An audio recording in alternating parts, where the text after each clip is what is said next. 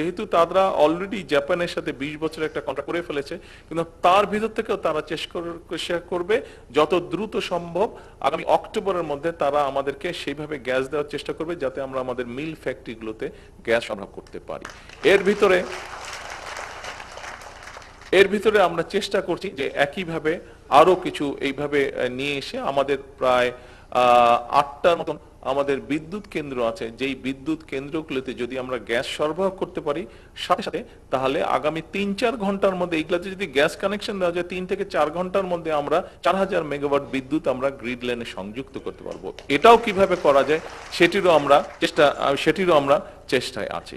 তো এখন এই যে কথাগুলো আপনাদেরকে বললাম, এই কথাগুলো বলার কারণ হচ্ছে যে আমাদেরকে দেখানো হয়েছে কুইক রেন্টাল বা এটা সেটা অনেক কিছুর করে আমাদেরকে দেখানো হয়েছে একটা অবস্থা তৈরি করা হয়েছে যে হ্যাঁ সবকিছু ঠিক আছে, কিন্তু আসলে অবস্থা কোনো কিছুই ঠিক নেই।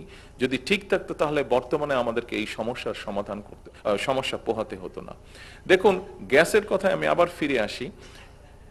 গত 17 বছর ধরে বাংলাদেশ পেট্রোলিয়াম কর্পোরেশনের একটি সংস্থা আছে বাপেক্স নাম, যাদের দায়িত্ব হচ্ছে যে বাংলাদেশে আমাদের কোথায় কি গ্যাস তেল কি আছে এই কূপগুলো তারা খনন করে।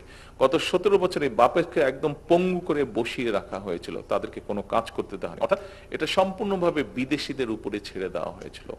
আমরা আসার 1-1.5 মাসের মধ্যে আমরা সিদ্ধান্ত নিয়েছি যে বাপেক্সের জন্য আমরা 2টো রিগের ব্যবস্থা আমরা করছি, যাতে করে দ্রুত তারা দেশের ভিতরে যেখানে যেখানে আমাদের গ্যাস পাওয়ার সম্ভাবনা আছে, সেখানে গ্যাস, যেখানে তেল পাওয়ার সম্ভাবনা আছে, সেখান থেকে এই খনিগুলো যাতে এক্সট্রাক্ট করা যায় এবং আমরা নিজেরা যাতে আমাদের এই খনিজ সম্পদগুলো যাতে দেশের জন্য ব্যবহার করতে পারি, সেইটাও প্রক্রিয়া এগিয়ে চলছে। হয়তো একটু সময় লাগবে, কিন্তু ইনশাল্লাহ আমরা কিছুদিনের মধ্যে আমরা একটা ভালো রেজাল্ট পাবো।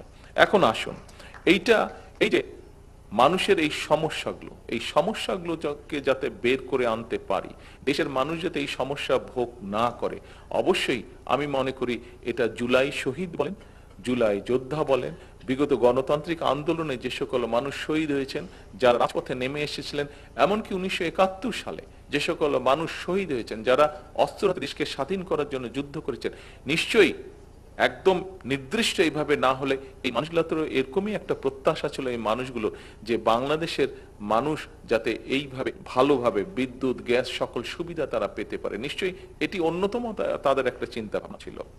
এখন আসুন, শুধু তো বিদ্যুৎ গ্যাস দিলেই হবে না, নিশ্চয়ই আমাদের দেশের গণতান্ত্রিক সোলজার যারা ছিল, সৈন্য যারা ছিল, তাদের নিশ্চয়ই অন্যতম একটি লক্ষ্য ছিল গণতন্ত্র যেমন অধিকার করা, তাদের লক্ষ্য ছিল গণতান্ত্রিক অধিকারকে প্রতিষ্ঠিত করা যেমন তাদের লক্ষ্য ছিল, একই সাথে নিশ্চয়ই তাদের একটি লক্ষ্য ছিল যে এই দেশের মানুষ যাতে কর্মসংস্থানের ব্যবস্থা তারা করতে পারে। দেখুন, আমাদের দেশে বলে 27 লক্ষ লোক বেকার, 27 লক্ষ বেকার আছে, কিন্তু আমি মনে করি যে 27 লক্ষ না, এর থেকে অনেক অনেক বেশি হবে এই সংখ্যাটি, বেকারের সংখ্যা। এখন এই বেকার সংখ্যাদেরকে আমরা চাইলেই কি আমরা সকলকে বিদেশে পাঠাতে পারবো? বিদেশে পাঠাতে পারবো না, এখন কম্পিটিশন অনেক বেশি।